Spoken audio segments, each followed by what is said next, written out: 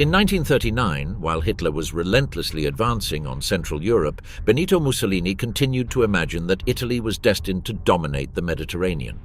From Rome, the Duce envisioned a new Roman Empire, encompassing the Central Sea, North Africa, and a substantial part of the Balkans, opening gates to the Atlantic and Indian Oceans. That dreamed geography functioned as a great mental map. The Mediterranean appeared as a space that was to become the Italian spazio vitale, the natural environment where the fascist nation would impose its political, military, and economic power. That project had not been born in 1939, but in that year it acquired an urgent meaning. The old colonial impulses of the liberal state, present since the arrival in Massawa in 1885, and the war against the Ottoman Empire over Libya in 1911, have now been reconfigured into a compact, interconnected, and much more ambitious program. Mussolini not only took up previous aspirations, he transformed them into a single plan. Italy had to cease to be the least of the great powers and present itself as the arbiter of the Mediterranean, an indispensable power between Europe and Africa. At the center of that vision was the sea. Controlling the Mediterranean involved controlling trade routes, naval communications, air bases, and key ports from the Strait of Gibraltar to Suez. The dream of a modern Mare Nostrum articulated every strategic decision, from the distribution of influence in the Balkans to the Italian presence in North Africa, including calculations on Malta, Egypt, Greece, and Yugoslavia. The problem was that this ambition clashed with an uncomfortable reality: British naval supremacy and an Italian economic structure that remained fragile and dependent. Even so, Mussolini assumed that the next war offered him an unrepeatable opportunity. Mussolini repeated to his entourage that Italy could not and did not want to sustain a long conflict. Its entry into the conflict had to take place at the most profitable and decisive moment, when the Italian effort would be presented as help and not as a burden for Germany. The goal was to seize a turning point, appear at the side of the victor the instant the scales tipped out, and use that advantage to claim territory in the Mediterranean, the Balkans, and North Africa.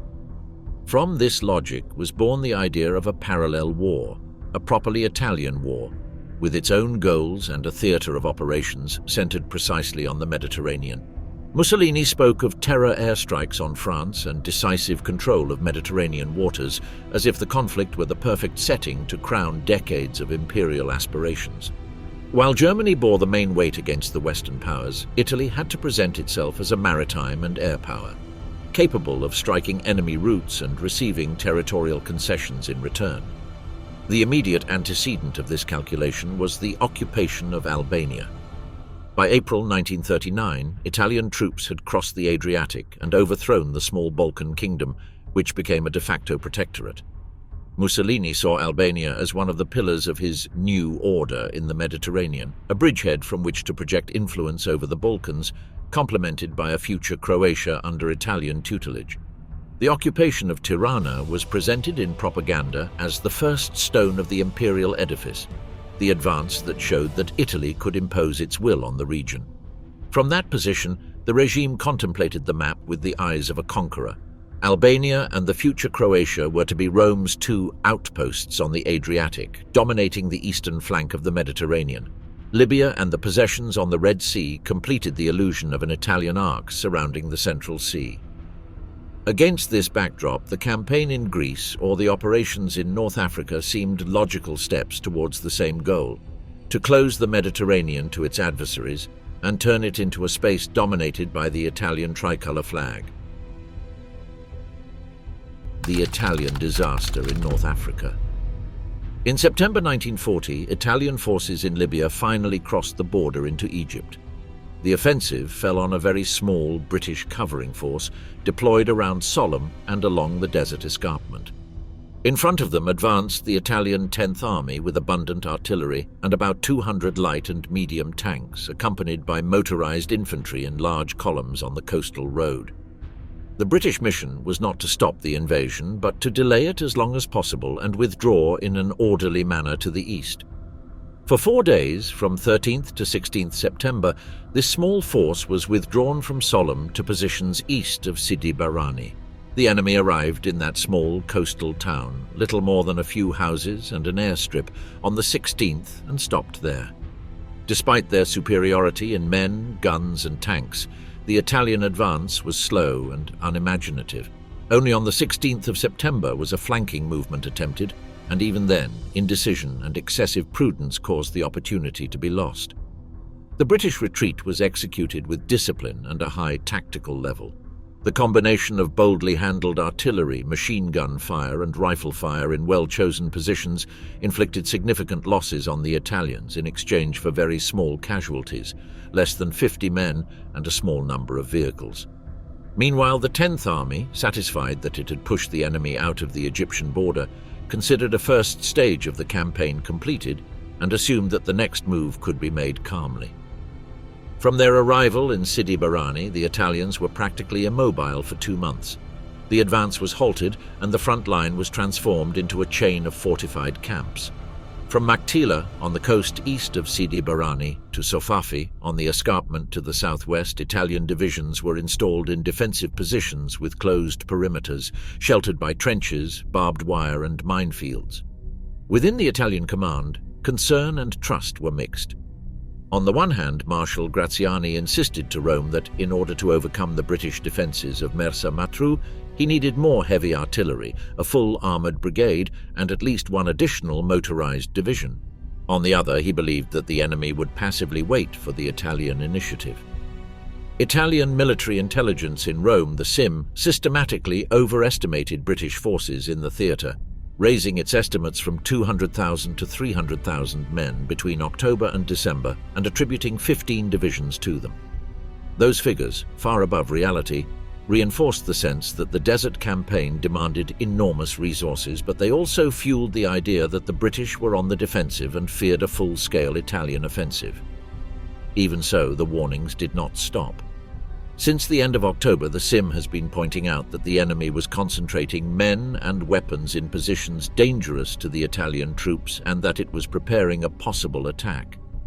At the beginning of December, a final warning indicated that a British offensive was imminent. Graziani's chief of staff, General Giuseppe Tellera, took those reports seriously and feared the worst. On the other hand, the 10th Army's own intelligence section, convinced that the initiative would remain in Italian hands and that the adversary feared a new push eastwards, was reluctant to believe these signs. The high command in Cyrenaica maintained the impression that the situation was under control. Meanwhile, on the other side of the front, small mobile columns of the British 7th Armoured Division relentlessly harassed the Italian advanced camps. They repeated the same method as in frontier operations. They advanced, attacked isolated positions, harassed convoys and patrols, and withdrew before the enemy could concentrate. On December 9, 1940, General Sir Richard O'Connor launched the operation planned for weeks, the offensive that was called Compass.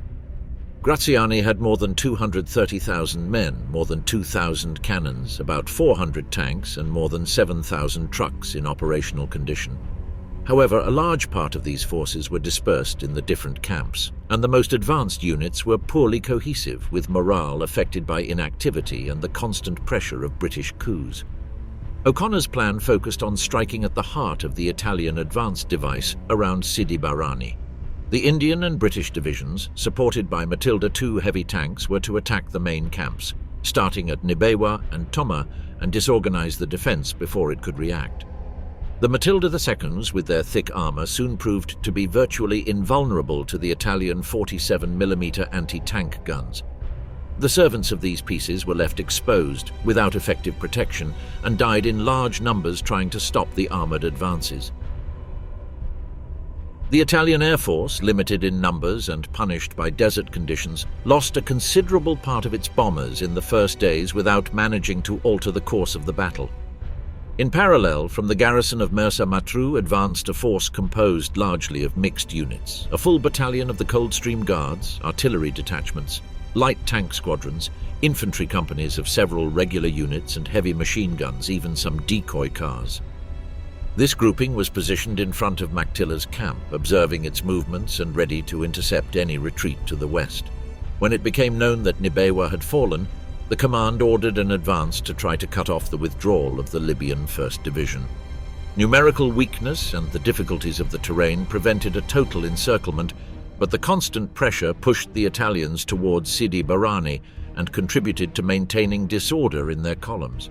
Between 9 and 11 December, the advanced Italian defences around Sidi Barrani were swept away.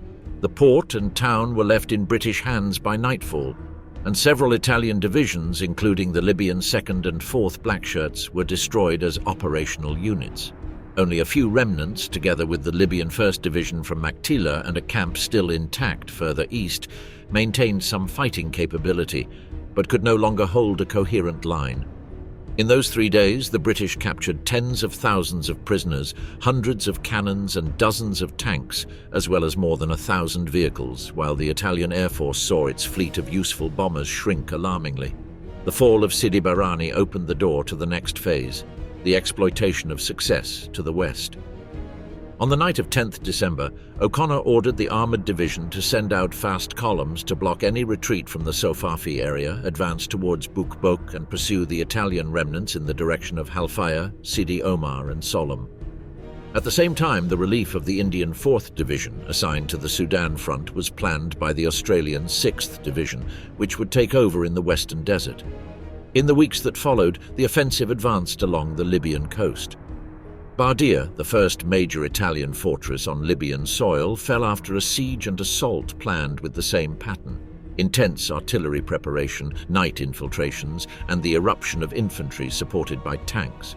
Thousands of Italian soldiers surrendered, and hundreds of artillery pieces and vehicles remained in British hands, along with more than 1,000 freed prisoners who had been held in harsh conditions in the square. From there, O'Connor's forces continued on to Tobruk, another fortified port where a significant part of the surviving forces of the advanced divisions had been concentrated. The siege and assault on Tobruk repeated the formula. Cutting off the land routes by the 7th Armoured Division, methodical preparation of artillery, continuous reconnaissance of the defences, and a main attack through a sector where the anti-tank ditches were shallower and the minefields easier to clear. The Australian brigades broke through the defensive periphery and advanced towards the interior road junctions, disorganising the Italian command. Once the defensive ring was pierced, units that tried to retreat to the west were met by British armoured columns deployed in the rear, closing off escape routes.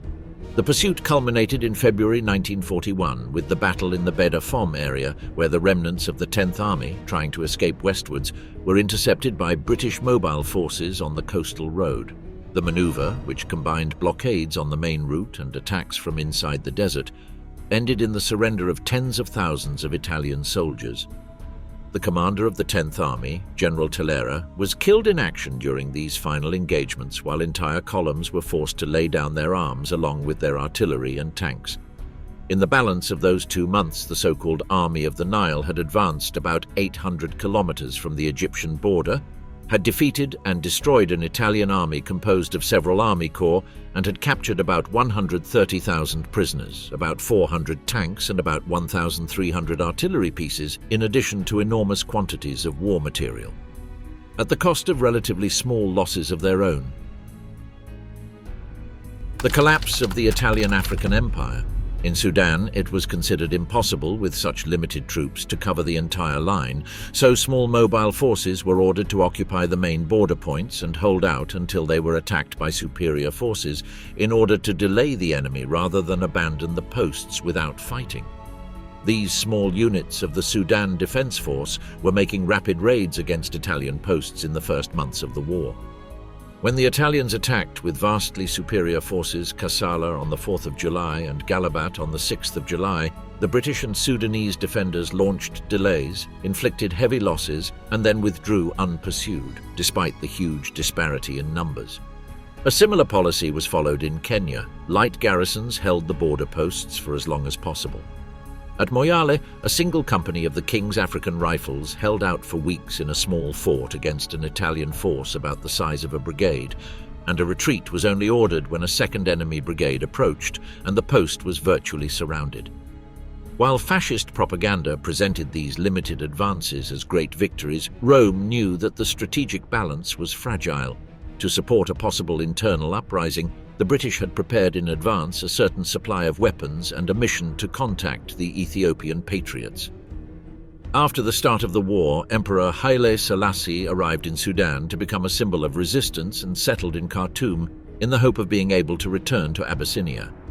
The mere presence of the exiled monarch, together with the recent memory of the Italian conquest, turned the province of Amhara into a latent focus of insurrection that seriously worried the Italian viceroy, the Duke of Aosta. In Addis Ababa, the Italian command saw how the structural weaknesses of the African empire became evident as 1940 progressed. The internal situation in Amhara was described as a slow-burning fuse capable of detonating a revolution and opening the doors to enemy forces.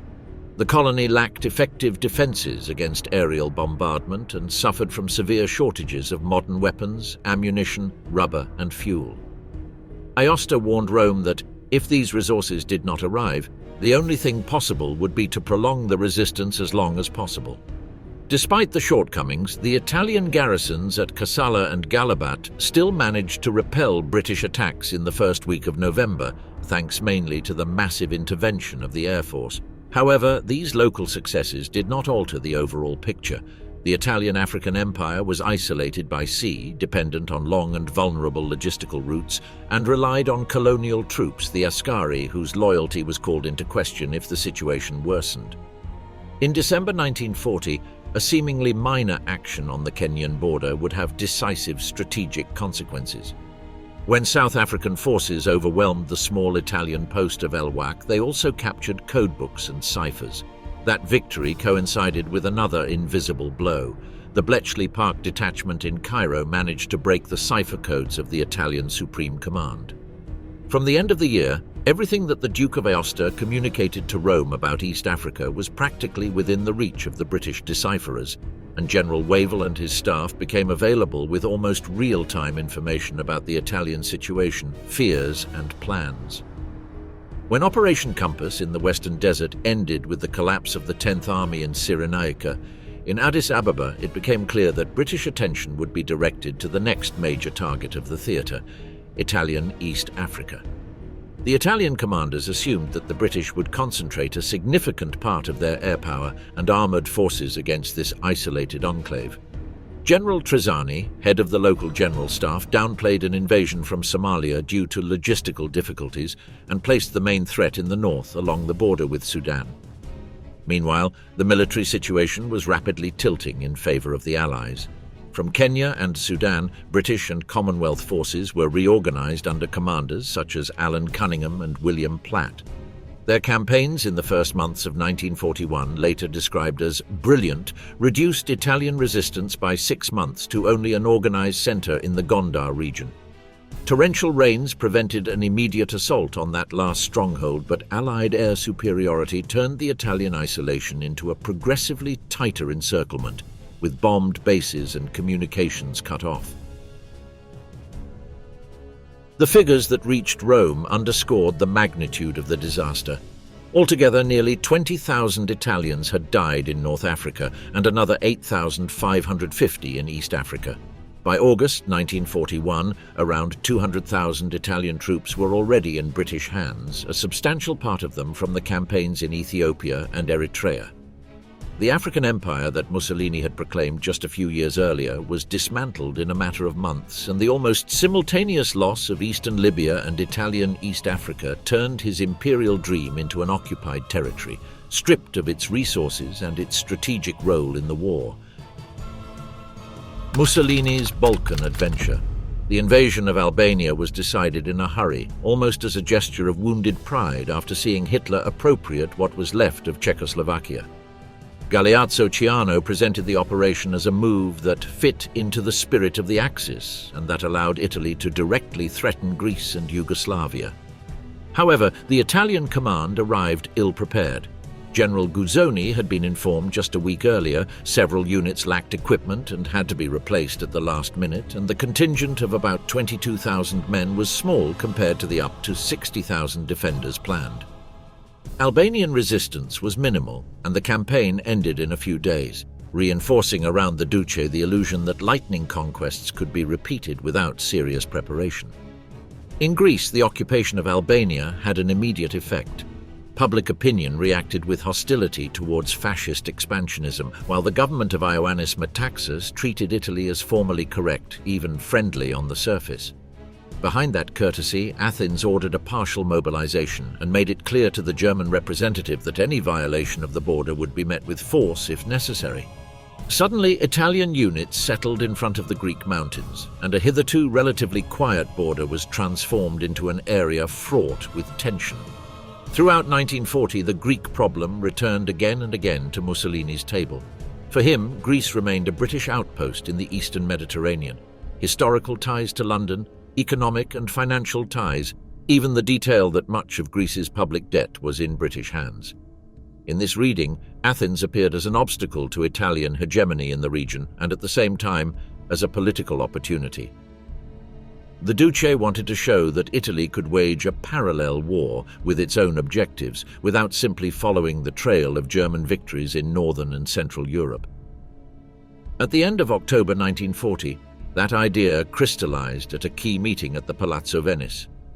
Mussolini summoned Ciano, Undersecretary Sodu, the representative in Tirana, Francesco Giacomoni, and General Visconti Prasca to discuss the plan for the conquest of Greece. The atmosphere was charged with unreal optimism. Giacomoni said that the Greek people were deeply depressed, that the only openly Anglophile minority was a small elite, and that the rest of the population remained indifferent even to the possibility of an Italian invasion. Visconti Prasca promised to take Epirus and the port of Prevesa in 10 or 15 days, stating that he had 70,000 men against about 30,000 Greeks, and that his troops were brimming with enthusiasm while the enemy soldiers did not feel like fighting. He calculated to reach Athens after a 250-kilometer march through the Pindus Massif with summits of around 2,000 meters, as if it were a simple matter of pace of progress. At the same meeting, General Roata of the General Staff warned that to occupy all of Greece it would take 20 divisions deployed simultaneously for about 3 months. Badoglio agreed with that estimate. However, his reservations were drowned by the confidence of Prasca and the eagerness of Mussolini. The plan also included a landing in the small port of Arta on the western Greek coast, where 3 mountain divisions were to arrive in a single night, and the occupation of the Ionian islands of Zakynthos, Kefalonia, and Corfu. No one thoroughly examined the real viability of these amphibious operations. When the meeting was over, the Duce left convinced that all aspects had been considered, although many problems had simply been pushed into a corner. Inconsistencies began to surface immediately. That same day, from Libya, Graziani reported that he needed at least 2 months to finish roads, water lines, and concentrate trucks for an offensive against the British in North Africa. Mussolini was forced to accept this delay, although the idea irritated him. The next day, it was the Navy's turn.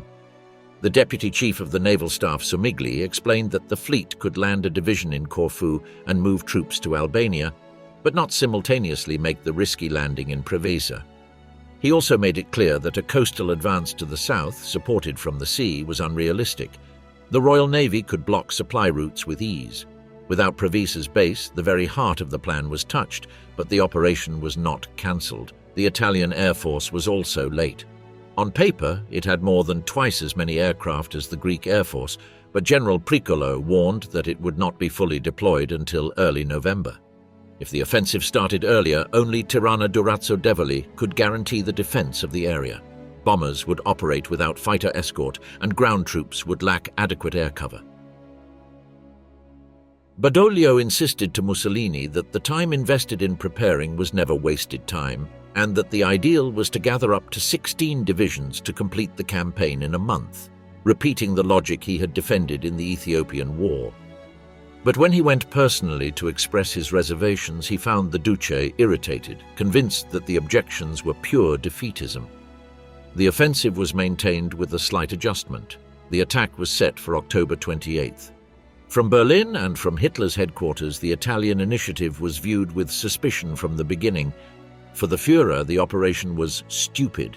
It opened the possibility that the British would set up air and naval bases in Greece, threatening the Adriatic and, above all, the large base of the Regia Marina in Taranto. Sometime later, Hitler would reproach Mussolini not only for having started the campaign without coordination, but also for having allowed it to stagnate in a predictable way, forcing the Wehrmacht to intervene in an area that was not in his immediate priorities. On the field, the clash with reality was quick. The Italian attack, described by British documents as unprovoked and treacherous, was contained and then repulsed by a spirited Greek counterattack. The troops from Athens not only regained the lost territory, but pushed the Italians back into Albania. During the winter of 1940, amid freezing temperatures, snow, and nearly impassable roads, the Greek army kept advancing and forced Italian units to retreat further and further into the Albanian interior, in the stated hope of driving them out of the country entirely. The mountain war in Albania turned into a very hard campaign. The Greeks concentrated around 300,000 men on that front, with the aim of reaching a strategic line between Berat and Walloon. Such a position would considerably reduce the extent of the front and, above all, deprive the Italians of the port of Walloon. Without that entry point to the Adriatic, maintaining a large army in northern Albania would prove extremely difficult. Athens repeatedly asked London that the Royal Navy and British Air Force attack the transport routes between Italy and Albania to cut off the flow of reinforcements and supplies. But in the narrow waters of the Adriatic, it was difficult to sustain a significant naval deployment, and the air resources of the British never reached the volume necessary to maintain a constant offensive. Italy was able to continue to power its device in the area and avoid total collapse for a while. In London and Cairo, the Italian disaster in Greece and Albania forced a rethink of strategy throughout the eastern Mediterranean. Since November 1940, there had been a modest British presence in Greece, a small air force and some ground units, basically necessary to maintain and protect the airfields, but incapable of altering the military balance in the Balkans on their own. In early 1941, with the Wehrmacht setting up bases in Romania and preparing to enter Bulgaria, the Greek government received a wider offer of aid: armour, field artillery, anti-tank and anti-aircraft guns to defend Thessaloniki and Macedonia against a possible German attack. Metaxas rejected the proposal, convinced that a significant landing of British forces would provoke German aggression without providing sufficient means to stop it.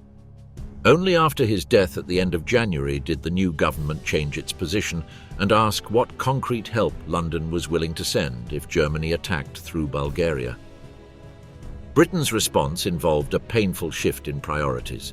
After the fall of Benghazi and the collapse of the Italian 10th Army in Cyrenaica, the War Cabinet decided to halt further operations to the west, to keep that province with as few forces as possible and to redirect as many troops and aircraft as possible to Greece. Rommel and his commanders knew that the means were scarce, that Greek communications were poor, and that the Luftwaffe would probably dominate the air, but they also understood that refusing to help Athens was politically impossible. Mussolini's Balkan adventure, prolonged by Greek resistance and Italy's inability to prevail, now pushed Britain to commit itself in the Balkans with resources that were already insufficient for all open fronts. Hitler enters the scene. While the Italian columns were stalled in the mountains of Albania and their garrisons in Libya were retreating before the British, on the Reich Chancellery's map of the situation, the Mediterranean appeared as an uncomfortable, almost secondary but impossible to ignore front. Hitler watched with growing annoyance as Mussolini's imperial dream turned into a succession of pleas for help, alarmist telegrams and requests for reinforcements that clashed with his own plans for war in the east. But each week that passed without a solution in the Balkans and North Africa added a new risk: the possibility that Italy would collapse, that the Royal Navy would find additional bases in Greece, and that the southern flank of the Reich would be left unprotected as Germany prepared to attack the Soviet Union. In meetings with the High Command, Hitler was torn between two contradictory impulses. On the one hand, his contempt for Italian incompetence led him to think that Rome must bear the consequences of his decisions and that Germany could not waste armoured divisions, fuel and aircraft on a peripheral front. On the other hand, his obsession with the security of the Reich, Romanian oil and communications on the Danube pushed him to prevent any British penetration into the Balkans. Reports of the faltering advance in Greece, the losses in Albania, and the threat of an Allied landing in the Aegean fueled the sense that, if he did not intervene, he would soon be facing a bigger problem, an enemy installed in the rear of the future Eastern Front. That dilemma was exacerbated when, in March 1941, Yugoslavia signed the Tripartite Pact, and just days later, a coup d'etat in Belgrade overthrew the government that had just aligned itself with the Axis. From Hitler's perspective, this turn was more than just a diplomatic shock. It opened up the possibility that Yugoslavia would become a British bridgehead, or at least hostile territory in the middle of the strategic corridor to Greece and Romania. The decision that had been postponed for months began to take shape with brutal clarity. If he wanted to stabilize southern Europe and save in the process the Italian ally, he had to assume military control in the Balkans directly, accepting the cost that this implied. While in Rome, Mussolini tried to present his failures as temporary difficulties. In Berlin, the German High Command drew up invasion plans almost in a chain. First, the offensive against Yugoslavia and Greece was prepared, conceived as a lightning blow that was to resolve in a few weeks what the Italian army had not achieved in months. Panzer divisions were organized to advance from Austria and Hungary through the valleys and break through the Yugoslav defense at various points, while other forces concentrated in Bulgaria, ready to enter Greece from the north and outflank the Greek positions on the Albanian front. The aim was not limited to punishing the Belgrade coup. It sought, above all, to clear away any Allied threat in southeastern Europe and force Britain to retreat. When the German units crossed the Yugoslav border, the local army was disorganized, divided by ethnic tensions and surprised by the speed of the offensive. Within days, the Yugoslav forces were fragmented, with entire formations surrendering, others disintegrating into the mountains, and a command structure unable to rebuild the defense. Simultaneously, the Wehrmacht opened the Greek front. From Bulgaria, German troops descended south, crossing mountain passes and overcoming defenses that had been designed with a Bulgarian attack in mind, not the combined thrust of the panzers and Luftwaffe. The Greek army, which had fought hard against the Italians in Albania, was now in an untenable situation. It had to hold the original front, hold the defensive line to the north, and at the same time absorb the growing presence of British and Commonwealth units landed to help, which were unable to balance German material and air superiority. Crete, the decisive island. After the evacuation of Greece, Wavell wanted to relieve the Australians and New Zealanders sent to Crete and reorganize them into Palestine and Egypt. But during the first days of May, the Royal Navy was completely absorbed, escorting a convoy across the Mediterranean, and could not guarantee protection for large troop movements between the island and Egypt. Time was against us. It soon became clear that there would be no room to rotate units before the German attack, so the defense would have to be sustained by the forces already present in Crete and by any reinforcements that might still filter in from Egypt under an increasingly hostile sky. Wavell visited the island on the 30th of April, put Bernard Freyberg in command of the defense and asked him to organize it with the means available, while attacks on ships approaching Suda Bay began to intensify and made each crossing a dangerous gamble.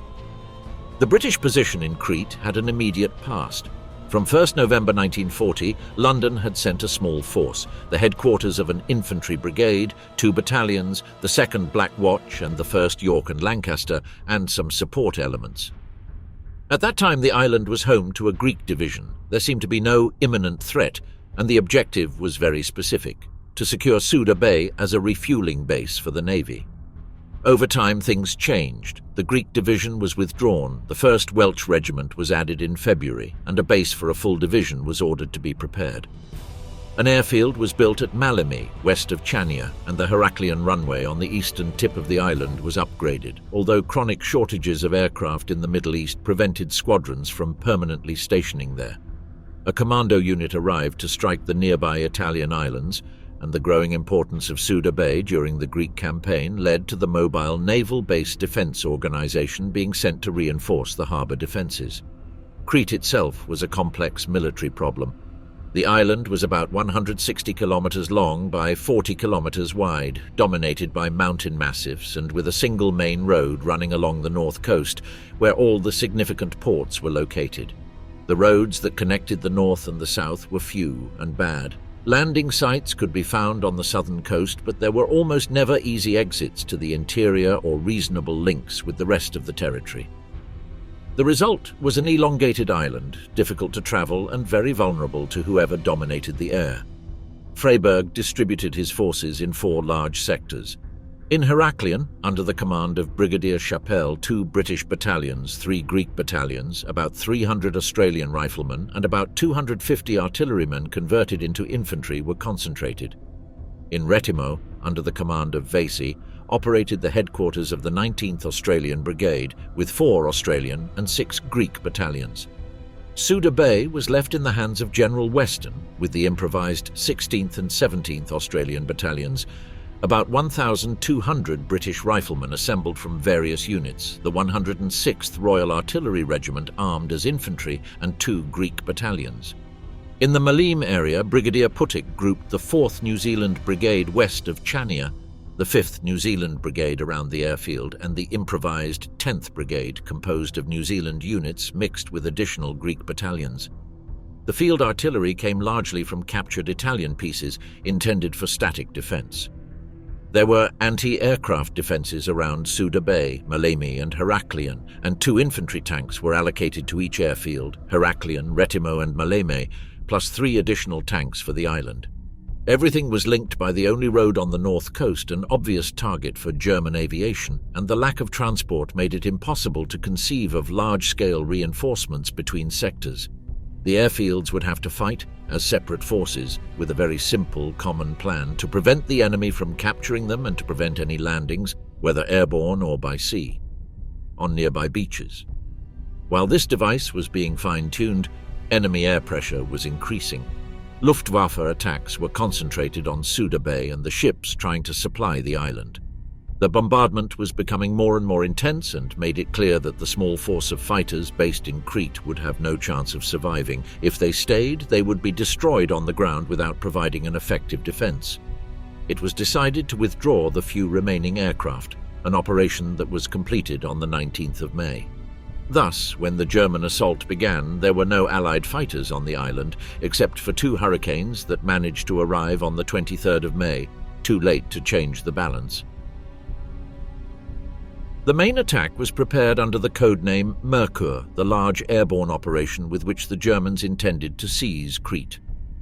For Wavell, the core of the problem lay in the combination of these means: a large airborne force supported by overwhelming air power against a garrison without effective air cover, equipped with static artillery and scattered in sectors that could barely support each other. The island, with its few ports in the north, its poor communications and the constant threat on the coastal road, favoured the attacker who controlled the sky. In the early stages of the fighting, the mission of Freiberg's troops was to prevent the paratroopers from gaining a foothold on the airfields and beaches. Anti-aircraft defences around Souda, Maleme and Heraklion were trying to break up waves of bombers and transports. The captured Italian guns, placed in fixed positions, covered approaches and planned landing areas. Infantry tanks were reserved for occasional counterattacks around the runways.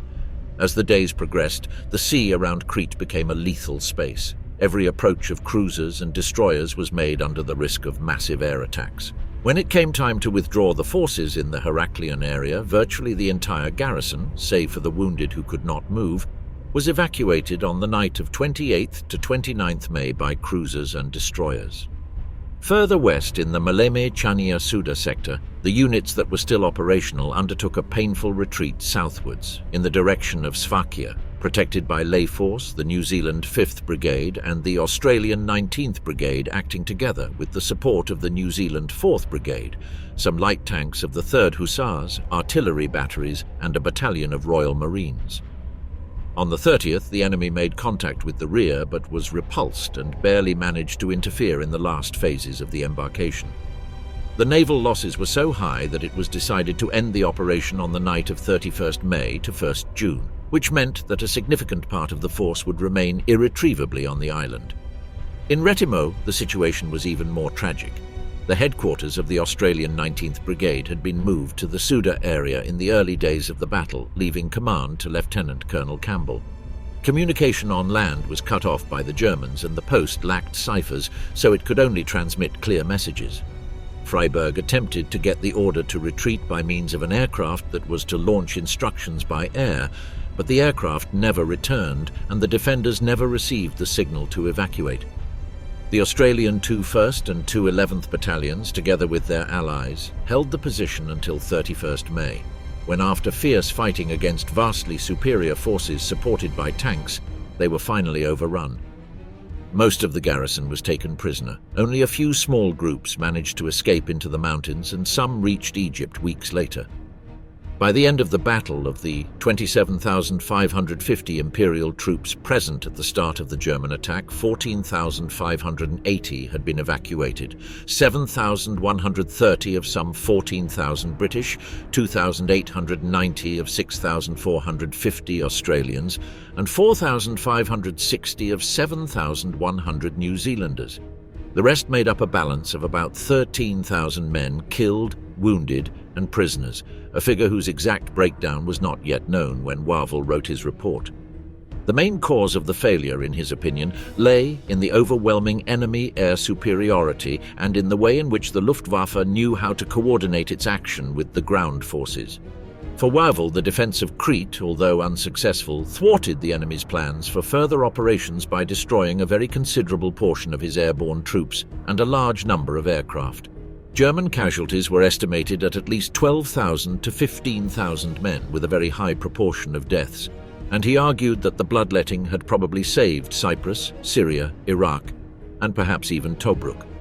From the other side, Italian commanders such as Gambara observed that with the Germans already installed in Crete and things apparently going in favor of the Axis in Iraq and Syria, the island was integrated into a network of positions that could sustain future offensives towards the Nile and reinforce the pressure on British communications in the eastern Mediterranean.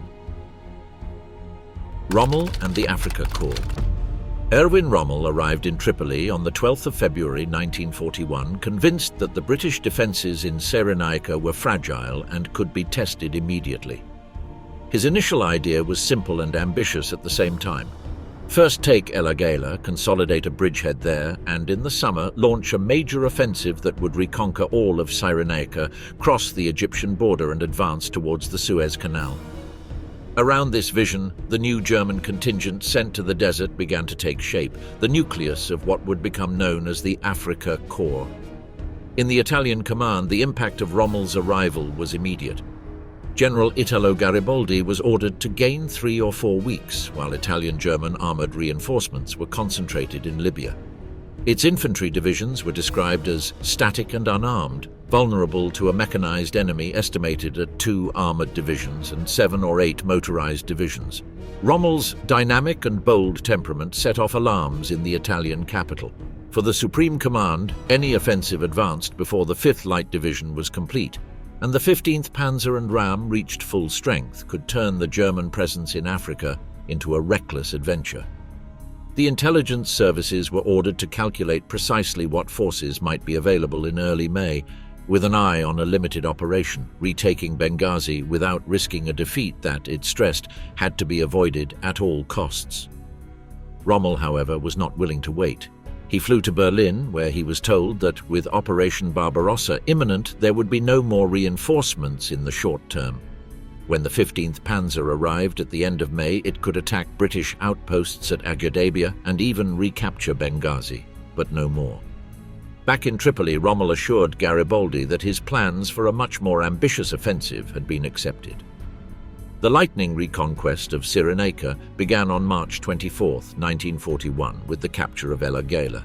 Rommel employed the 5th Light Division, the Ariete Armoured Division, and 3 Italian infantry divisions, combining German mobility with Italian numerical mass.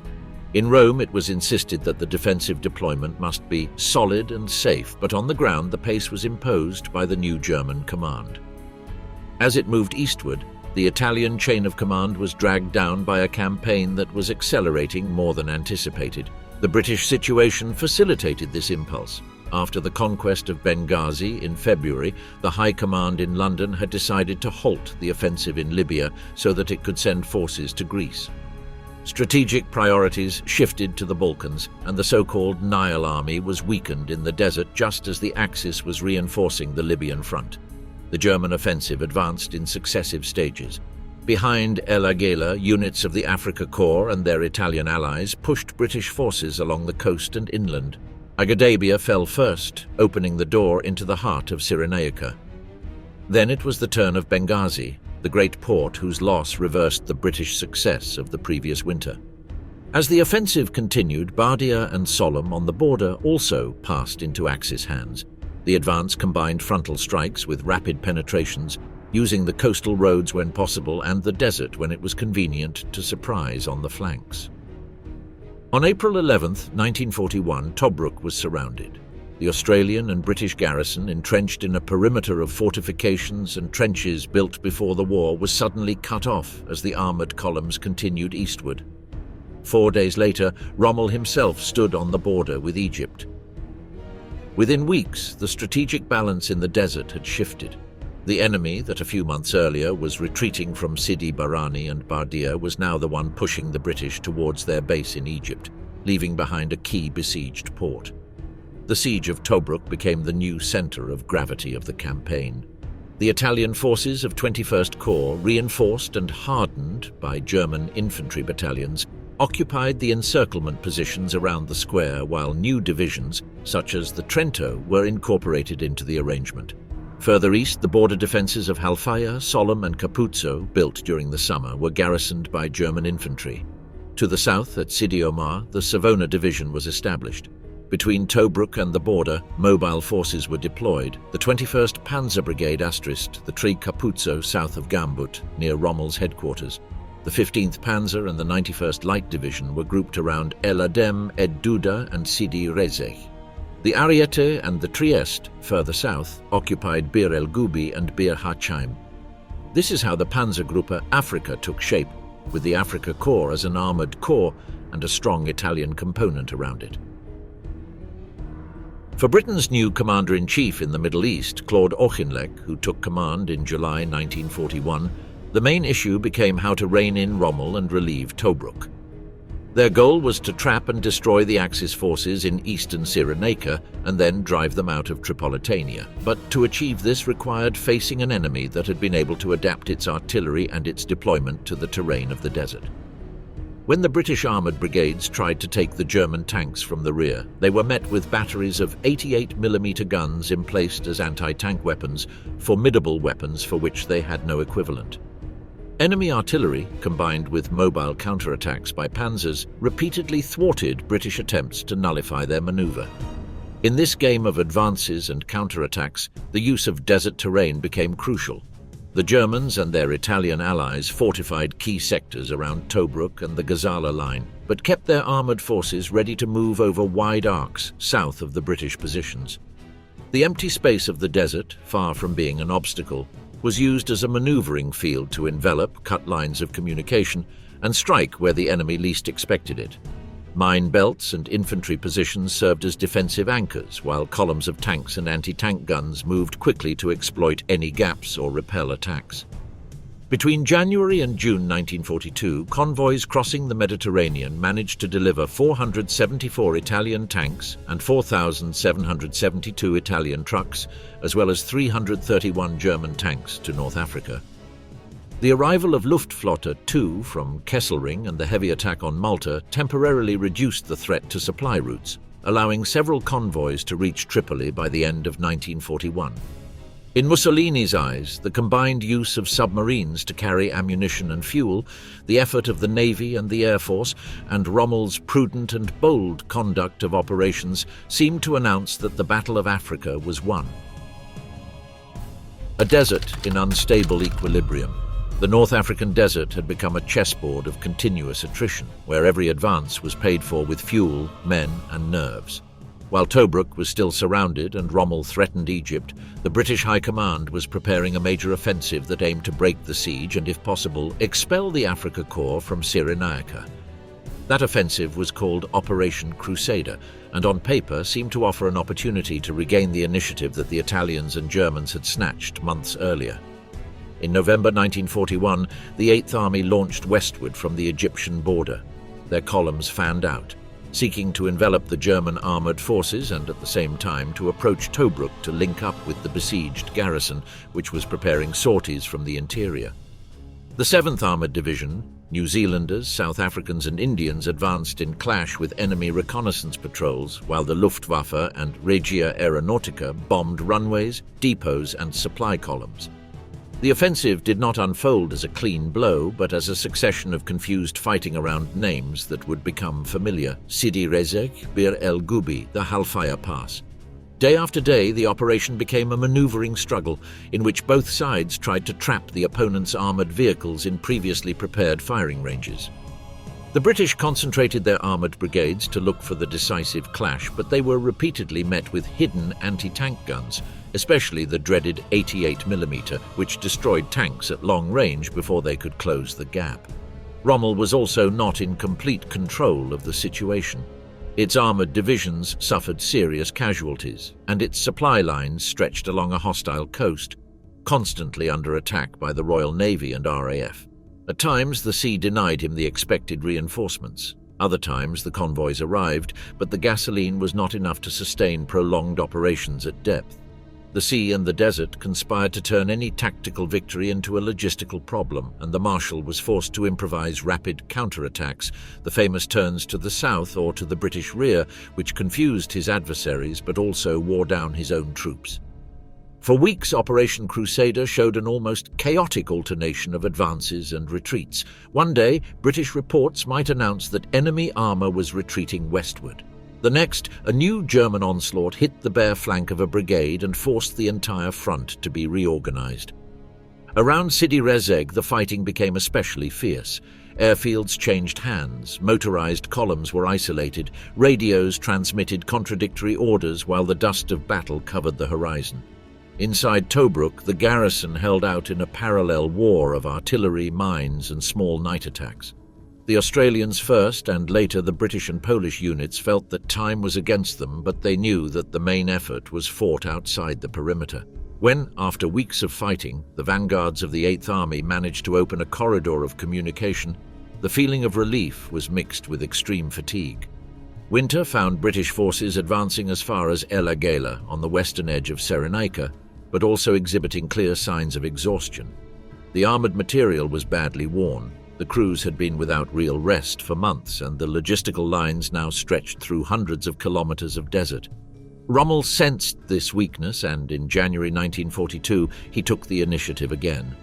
Their divisions, partially replenished, were thrown eastward and forced the British to retreat again, losing Benghazi and much of the newly conquered Cyrenaica. The front ended up stabilizing west of Tobruk in an area that was gradually given a name full of meaning: the Gazala Line. Gazala's line did not resemble a classic continuous front, but a series of defensive boxes, isolated but supported positions, which the 8th Army was providing with artillery, ammunition depots, and observation points. Between them stretched out belts of mines intended to channel any armored attack into predefined areas of fire. German and Italian units responded with their own minefields, anti-tank traps, and carefully camouflaged artillery positions. In the months that followed, North Africa slid into a war of attrition. Motorized patrols scanned the terrain between the defensive boxes. Small armored clashes occurred around points such as Knightsbridge or Gazala itself, and reconnaissance units tried to locate gaps in enemy minefields. Planes from both sides bombed makeshift airstrips, supply columns, and fuel depots. However, no coup managed to break the general structure of the front. What emerged was a precarious balance in which each offensive action consumed resources that then took weeks to replenish. In this context, troop fatigue became as important a factor as the number of operational tanks. Soldiers lived in windswept desert outposts with little protection from the cold of the night and the heat of the day. Water arrived rationed, sand infiltrated weapons, engines and lungs, and minor illnesses piled up without enough time to recover. The enemy did not seem to be much better. Radio intercepts and captured prisoners described German and Italian units as tired as the British, fed by irregular rations and with a sense of stagnation that corroded morale. The breaking point, El Alamein. When the 8th Army fell back into Egypt after the fall of Tobruk, the sense of crisis spread from frontline units to Cairo. Auchinleck, who had assumed direct command of the army to stop Rommel, understood that insisting on a rigid defense on the border only risked the destruction of his forces. He therefore decided not to make a major battle at Mersa Matruh, even though the position was partially prepared and mined, and instead ordered a controlled retreat to the narrow strip between the coast and the Qattara Depression, El Alamein. Their geography offered something that the desert rarely did: flanks closed by natural obstacles and a relatively short line to defend. The retreat was not clean. The enemy drilled into the minefields south of Matruh, reached the coastal route and partially encircled the British X-Corps, which was defending Matruh and Bagush. For 2 days, those troops fought their way through and retreated towards El Alamein, suffering heavy losses in men, artillery and vehicles. 13th Corps in the southern sector fought in desperate combat to stop the German and Italian advance, buying just enough time for the bulk of the 8th Army to regroup in the new position. July 1942 was reached with few reserves, a shortage of tanks and artillery, but with a defensive line that, at least, could not be easily encircled. Auchinleck assumed that, in that state, the army was not in a position to launch new offensives. For weeks he informed London that it was necessary to reorganize the force, rebuild the armored weapon, and stand up from a flexible defense. From there, orders concentrated on fortifying Alamein's line in depth. On the map, Auchinleck identified 3 ridges that became pivots of the defense: the coastal strip to the north, the Ruwaisat spine in the center, and the elevation of Alam el Halfa in the south. Forts capable of housing 2 infantry battalions and an artillery regiment of 25 pounds each were established there. The bulk of the artillery and tanks, however, remained mobile, thought not as a static wall, but as a force capable of moving between those defensive corps, striking with concentrated fire and then retreating. The key was to combine fortified positions with an elastic maneuver in which minefields, artillery and armored reserves worked together. At the same time, the Middle East headquarters issued Operational Instruction Number 134, which provided for different scenarios if the defense of El Alamein failed. First, the 8th Army was to give battle in the present position if the enemy took the initiative. If this defense collapsed, the troops would retreat to prepared positions in Wadi Natrun and Burg el Arab, while other forces protected Alexandria and the Delta. Ultimately, there was even a line further inland, west of Cairo, from which to strike the flanks of any enemy column advancing towards the capital. It was an implicit recognition of the gravity of the situation, but also a way of ensuring that the withdrawal, if it occurred, would not be chaotic. In August, while positions were being reinforced and units were being reorganized, Auchinleck traveled to Cairo to meet with Churchill and the Chief of the Imperial General Staff, Alan Brooke. He explained to them the situation in detail and his plan to resist in Egypt until he had sufficient forces for the counterattack. In those weeks, the High Command decided on a replacement. Auchinleck would retain overall command in the Middle East, but the 8th Army would pass into the hands of Bernard Montgomery, who would inherit both Alamein's line and the idea of first stopping Rommel and then destroying him. While the changes of command were taking place, British intelligence continued to refine its image of the enemy. The first test of this approach came with the Battle of Alam Halfa at the end of August 1942. Rommel prepared a final blow to the east, convinced that if he could break through the line south of El Alamein and turn north behind the British positions, he could open the way to Alexandria and the Delta. His plan was based on a great enveloping maneuver. The armored columns were to advance south, cross a difficult area of dunes and soft ground, and then fall on the back of the 8th Army. However, Montgomery had studied the terrain, and he knew that the Katara Depression and the ridges bordering it limited German options. The British concentrated their defense around the ridge of Alam el Halfa and deployed minefields and artillery ready to receive the blow. The German columns pushed into the south and soon began to suffer. They were advancing on deep sand, under constant artillery and Allied air force. The Panzer Army's previous calculations of British endurance had been too optimistic. The defense was not breaking down, and fuel consumption was growing with each kilometer. When a fuel convoy was sunk in the Mediterranean, the situation became critical. The attack lost momentum. Several cars were immobilized due to lack of gasoline, and others were destroyed around the minefields. After a few days of fighting, Rommel was forced to give up the break and order a retreat. The Panzer Army left dozens of tanks and artillery pieces on the field, while British losses, although significant, were acceptable. The offensive towards Egypt had stopped forever. Montgomery, however, avoided the temptation to immediately pursue the enemy through his own mines. His goal was not a quick and risky victory, but to prepare a methodical coup. During September and October, he dedicated himself to reorganizing the Eighth Army, integrating new armored divisions and fresh infantry and accumulating tons of ammunition, fuel, and engineer material. Rommel's defenses, meanwhile, were becoming increasingly rigid, but also more fragile in terms of supplies. His advance to El Alamein had lengthened supply lines from Libya, and Allied air pressure on Axis convoys limited what could reach the front. On the night of October 23, 1942, the Second Battle of El Alamein began. British artillery opened fire along a wide front, while infantry units, supported by engineers, advanced into German and Italian minefields. The idea was not so much a spectacular blow as a systematic attrition. Step by step, it sought to open safe corridors for tanks and force the enemy to spend reserves on local counterattacks. For days, the battle became a positional struggle, with the defenders throwing short blows and the Eighth Army pushing forward, consolidating each advance. British superiority in artillery and tanks was felt, but the minefield and staggered Axis defences slowed any immediate breakthrough. As the front began to crack, Montgomery launched the decisive phase, known in the plans as a concentrated effort to pierce the northern sector of the enemy apparatus. At this point, the build-up of British means contrasted with an exhausted Axis without enough fuel and with Italian and even German units forced to hold thinner and thinner lines. The motorized Axis divisions suffered mounting losses, while the Italian infantry, punished by years of campaigning, saw their positions crushed by artillery and bombardment before any assault. The result was a progressive collapse. The gaps in the front widened, and the Panzer Army's ability to plug them disappeared. In the following days, Rommel had to withdraw his forces westward, abandoning the line he had considered the springboard into Egypt. The retreat, under constant pressure from British aviation and mechanized forces, turned into a long series of rear-guard fighting through Cyrenaica.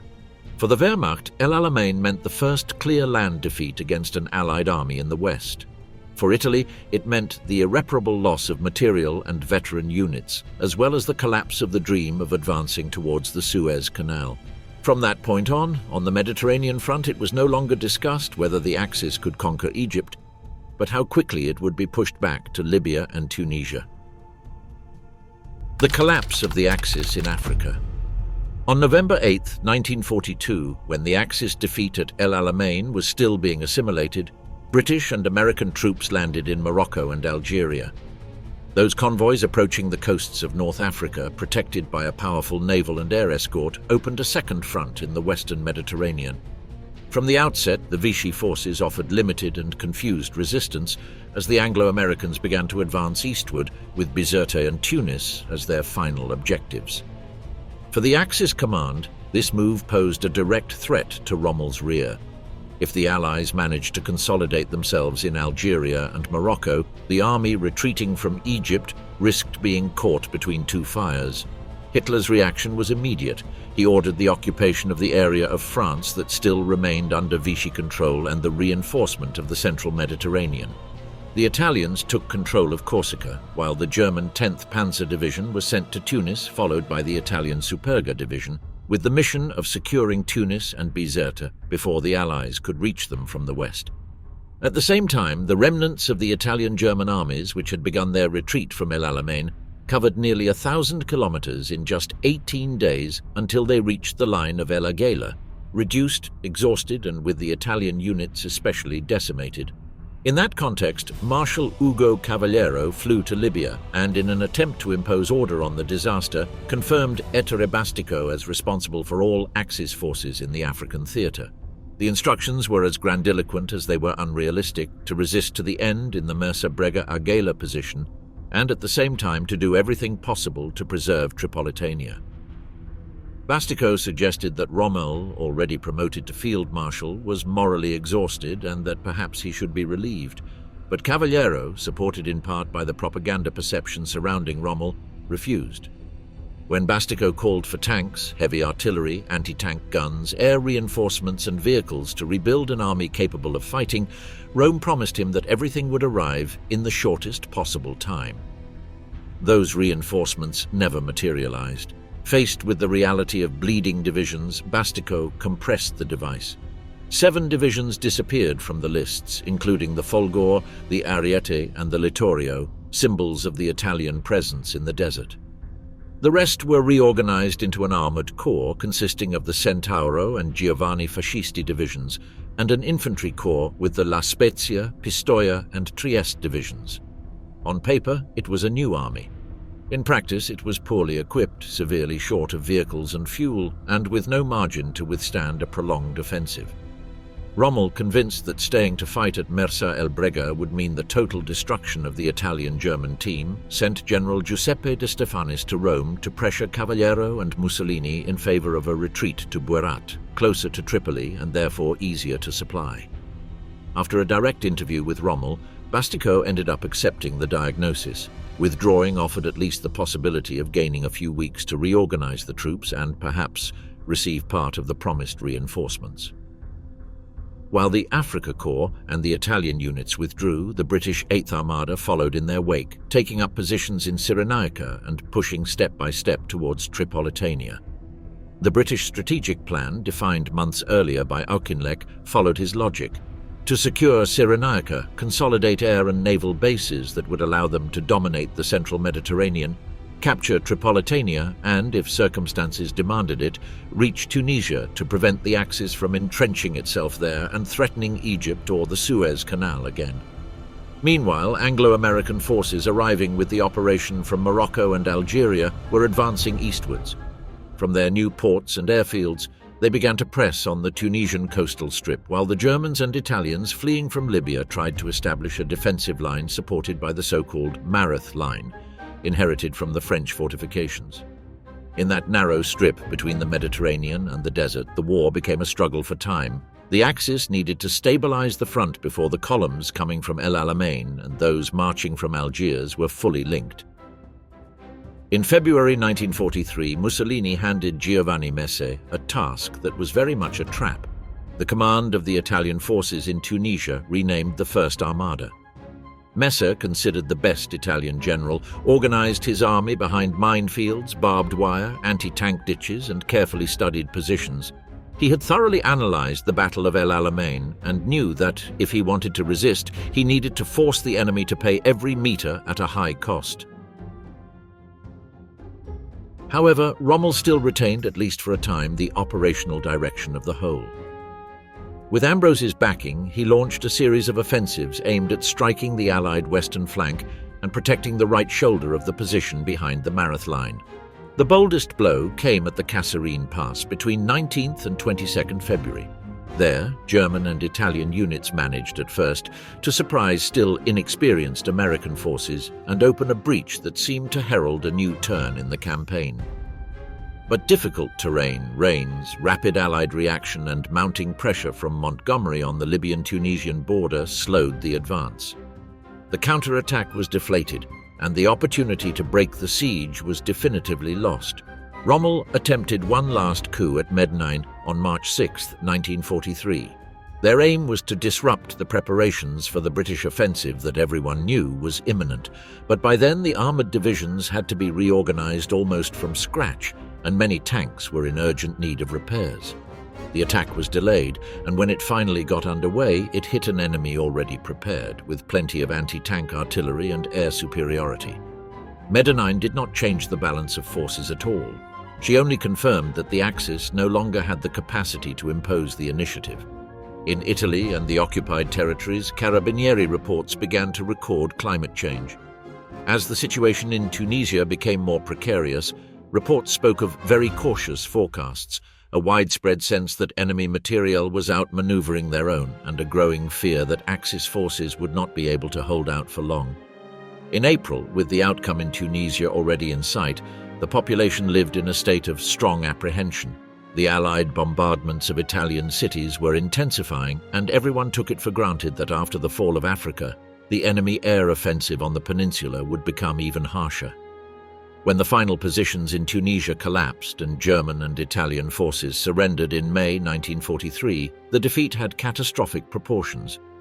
By then, nearly 200,000 Italians had been taken prisoner by 1941, and the total number of Italian prisoners captured in North Africa was around 400,000, not counting the nearly 20,000 killed on that front alone. Messer, like other senior commanders, ended up in captivity in England as tens of thousands of Italian and German soldiers marched to prison camps around the world. The Axis was losing not only an entire theatre of operations, but also a mass of experienced troops that it could never replace.